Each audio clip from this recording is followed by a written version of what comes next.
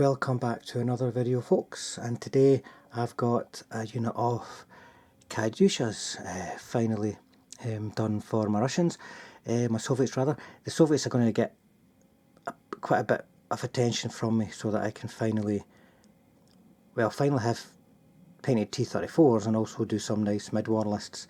And these guys are probably going to be more for my mid-war lists than my late war. Because in mid-war they're trained and they stand a chance of ranging in, whereas a lot of the mid-war stuff doesn't unless you maybe buy particular hero units. But in late war the mortars and such like are quite good. These racks are obviously casting shadows, quite hard for me to avoid, folks, but these are obviously the Battlefront plastic kits. That's what you get. You don't get the bases with them or the crew, but you know, I kind of felt they would look a lot better with crew rather than without. So I had to be a wee bit creative. So first of all, to talk about the crew, you'll notice these guys here. These are actually the soft plastic figures from anti-tank rifle blister. The one on the left there had a submachine gun and the one on the right had a anti-tank rifle. So because of the soft plastic, they're really easy to work with. Let's see if I can use my clumsiness, see if I can lift them up. So it was quite easy to cut the unwanted plastic away and then make some hands with green stuff. You can see there's another, let's round the other side. There's another one. He was an anti-tank rifle gunner as well. And the rockets themselves are the ends of spare Su-100 barrels with some thin plastic card used to make the fins. And talking of fins, or in fact not actually Hungarian, no, this guy might have been a Finn. There's a mixture I think of maybe Hungarians, Finns, Romanians being used for the other figures. I just altered the helmets a little bit so that they'd look more Soviet. And once they're painted, you know, the uniforms are all basically the same, simple trousers, tunics and such like. So they looked apart. And then here, for instance, these guys are all from the Romanian artillery set, apart from the guy who's shutting the door. Probably checking he's put the handbrake on. I can't imagine what would happen to a Katyusha truck if it fired with the handbrake off.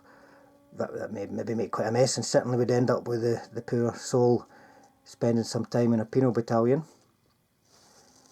But this is good because it helps me signify what is the command truck. So I've done that with the with all the bases.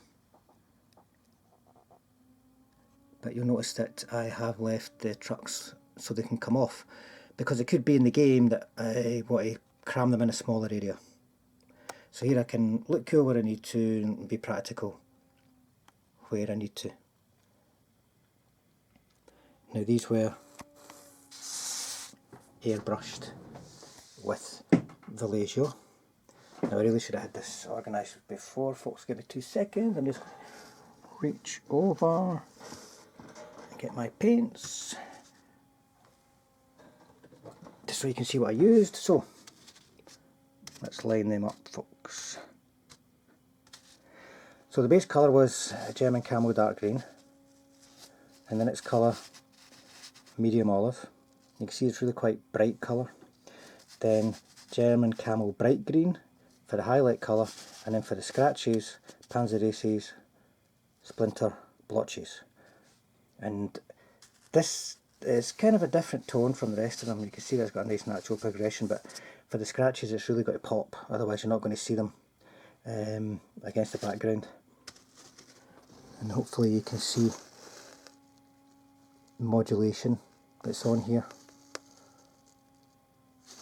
And I'll take this away. You can also see where I've used pigments. Got them on the running boards and the mud guards, and then also just little dabs off it to show where, you know, feet have been stomping around, making a bit of a mess. Quite subtle, but it's enough just to catch the eye. And then the windows are really just kind of blended. Light blue, dark blue, a little bit of white in the corner, with a little red star as well on the side, just to help break up the green and give a bit more of a focus for the eye. And then the rockets, kept them really simple, just wanted them to look like a really messy, straight out of the factory, no real finish to them. You know, so could probably do a good clean before the fire, but who's going to do that? They're going to be disappearing into the distance before we know it. I'll just put these back in place. Whoops, a daisy. Please get the camera work. And the lighting as well. If the lighting's a bit dodgy, folks, I'm sorry. It's just February in Scotland. I've had about 3 or 4 storms, one after the other, so it's a bit unpredictable getting the right lighting. But there you go. There's a nice unit, and there'll be more Soviets appearing in the near future, guys. This is a good start for me. I've already started on my T-34s, and they'll be using the same colour scheme, which is different from the colour scheme I used on my previous Russian vehicles, my SUs and ISUs. But I want to go for this brighter look. So there you go. Battlefront, Katyushas with some work on the bases, odds and sods used from various spares, plus these guys here, cut out and repurposed. And to be honest, the soft plastic's really good for that, folks. Just watch those fingers when you're doing all that cutting. Anyway, thanks for watching, and there'll be more Soviets up in the near future.